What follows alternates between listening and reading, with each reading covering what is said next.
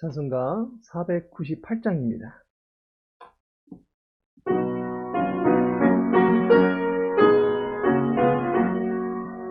저 죽어가는 자가 구원하고 죽음과 죄에서 건져내며 죄인을 위하여 늘 애통하며 예수의 공로로 구원하네.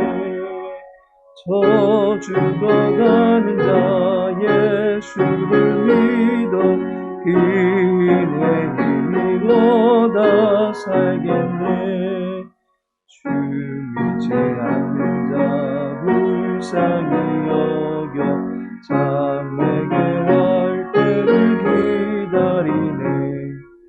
열심을 다하여 인도해보세. 예수를 믿으면 다 살겠네. 저 죽어가는 자 예수를 믿어 그의 힘입어 다 살겠네. 저 죽어가는 자 구원해내야 우리의 본분을 다하리니.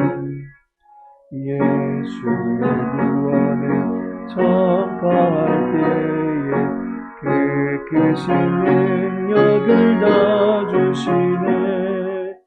저 죽어가는 자 예수를 믿어 그의 힘입어 다 살겠네. 아멘. 사사기 7장입니다. 사사기 7장 15절에서 18절까지의 말씀입니다.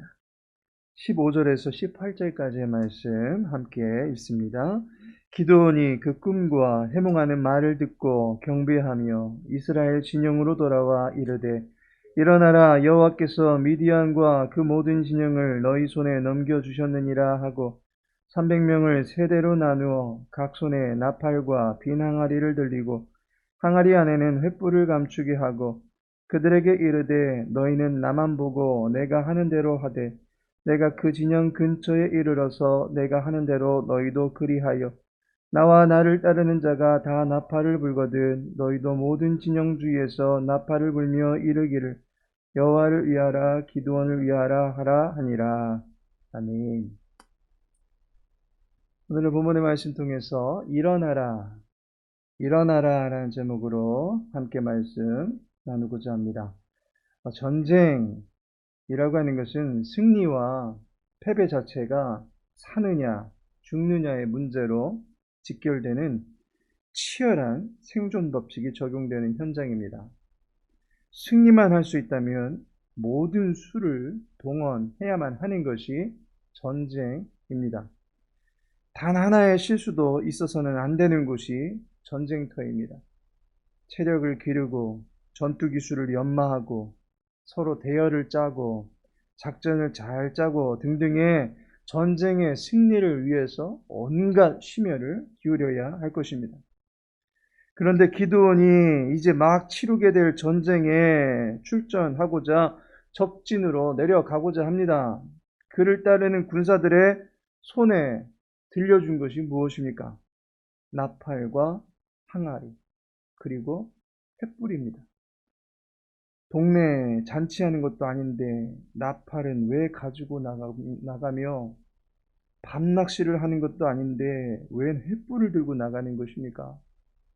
도대체 이 전쟁에서 기드온이 전술로 내놓은 승리의 법칙은 무엇입니까? 그 첫 번째가 믿음이다라는 것입니다. 15절에 기드온이 그 꿈과 해몽하는 말을 듣고 경배하며 라고 말씀하고 있습니다. 경배하다라는 이 말의 어근의 의미는 풀이 죽게 하다라는 그런 의미입니다. 우리가 경배할 대상에 대해서 갖는 마음은 자기를 드러내려 하는 마음은 아닐 것입니다. 자신은 감추고 상대를 드높이고자 하는 마음이 클 것입니다. 세례 요한처럼 나는 쇠하여지고 그는 흥하여지리라 라는 마음으로 상대를 높이는 것이 경배입니다. 나의 자존심, 명예 따위는 경배의 대상 앞에서는 모두 다 풀이 죽게 되어 있습니다. 그것들은 마치 배설물과 같이 여겨질 뿐입니다. 오로지 경배의 대상만이 높여드리는 것이 일반적인 경배입니다. 그리고 그것이 입술만의 경배가 아니라 삶으로의 경배가 되게 하는 것은 경배의 대상을 본받고 그의 말을 신뢰하며 따르는 데까지 이르는 것입니다. 이 전쟁을 앞두고 있었던 기드온의 마음은 두려워하고 있었던 상태였습니다. 양털 이적으로 마음은 그런대로 추스렸고 자기를 따라준 수많은 군사들을 보면서 내심 위안은 얻을 수 있었습니다. 하지만 그 군사마저 10,000명으로 줄고 이어서는 또다시 300명으로 감축이 되었습니다. 이제 고작 300명 데리고 무엇을 합니까? 기드온은 이 상황을 보면서 또다시 두려워할 수밖에 없었습니다. 그런데 하나님은 꿈을 통해서 이 전쟁의 승리를 약속해 주셨습니다. 기드온은 이전까지만 해도 귀로만 듣던 구절들을 여호와의 말씀을 이제 이후로는 자기의 입으로 가지고 왔고 또한 자기의 삶 속으로 가지고 오는 것을 보게 됩니다. 기드온의 귀에서만 늘 맴돌던 말씀이 무엇이었습니까? 너희 손에 붙였느니라. 7장 9절에도 이 구절이 있습니다. 14절에도 이 구절이 있습니다. 또한 6장에서도 기드온의 손에 미디안을 붙이실 것을 계속적으로 확신시켜 주시면서 여러 가지 시험을 보여주셨습니다.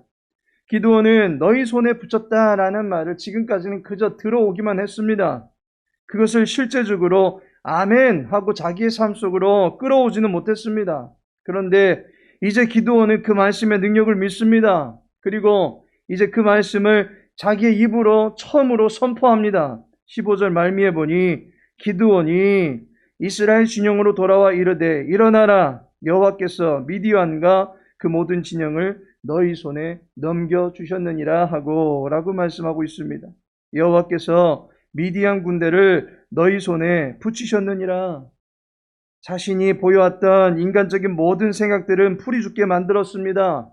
인간적인 생각이 움트지 못하게 만들었습니다. 그리고 오직 약속에 대한 믿음만을 가지고서 전쟁에 임하고자 했던 것입니다. 약속의 말씀을 주신 여호와의 능력만 의지하며 전쟁에 임하는 기드온의 모습을 볼 수가 있습니다. 두 번째로 그는 이 전쟁에 최선을 다했다라는 것입니다. 16절과 17절에 보니 전쟁에 나가는 기드온이 갖고 있는 전술이 나옵니다. 전술을 가만히 들어보니 손에는 나팔과 항아리 횃불을 들고 300명의 군사를 세 대로 나누어서 각기 적진 근처에 포진해 있자라는 것입니다. 이것은 기드온의 군사들이 할 수 있는 최선의 방책이었습니다. 300명이 수많은 군대들 앞에 전면전으로 나설 수는 없는 노릇입니다. 또한 훤한 대낮에 드러낼 수도 없는 처지입니다. 하나님께서 그 밤에 내려가라 하신 데에는 분명한 이유가 있는 것입니다. 따라서 기드온은 자기들의 입장에서 전쟁에 임할 수 있는 최선의 방책을 도입했던 것입니다. 본문은 왜 항아리와 나팔과 횃불을 가지고 세대로 배치되어야만 하는지를 이야기해 주지는 않습니다. 이 전술은 하나님이 말씀해 주신 것도 아닙니다. 여리고성을 정복할 때는 하나님이 직접적으로 전술과 전략을 가르쳐 주셨습니다. 그런데 이번 전쟁은 승리할 것이다 라고 하는 보장만 담긴 말씀만 있었지 전쟁 방법에 관해서는 여호와께서 침묵하고 있습니다. 그런데 기드온은 이 전쟁에 임하는 전술과 전략을 항아리, 나팔, 횃불을 이용해서 세대로 배열하는 방식을 취했던 것입니다. 마침내 이 전술이 미디안의 군사들에게 백방 효력을 나타내게 되었던 것입니다. 나팔 소리로 인해서 군사들의 움직임이 감추어지면서 여러 곳에서 울려 퍼지는 나팔 소리는 적진에 있는 군사들을 혼란스럽게 만들기에 충분했습니다. 항아리가 깨지고 주변에서 하나둘 밝혀지는 횃불들은 밤에 군사들에게 공포감을 줄 수 있는 음향 효과와 시각 효과를 주었던 것입니다. 어두운 밤을 이용해서 전쟁을 펼치기에 기드온이 내놓은 전술은 최선의 전술이었고 하나님은 이 전술 가운데 역사하신 것입니다. 마지막으로 목적의식이 분명했다라는 것입니다. 18절에 보면 나와 나를 따르는 자가 다 나팔을 불거든 너희도 모든 진영 주위에서 나팔을 불며 이르기를 여호와를 위하라 기드온을 위하라 하라 하니라 라고 말씀하고 있습니다.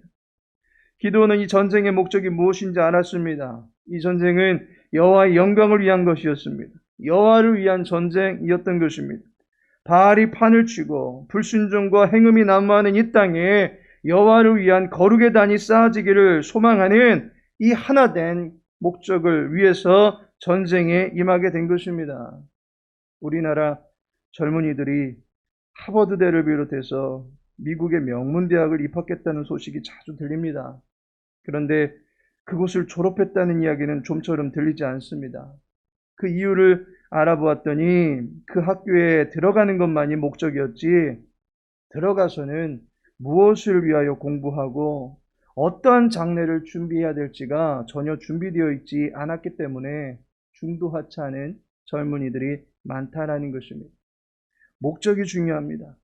무엇을 위하여 살아가는 것인지 삶의 방향이 갖춰져 있어야만 하는 것입니다.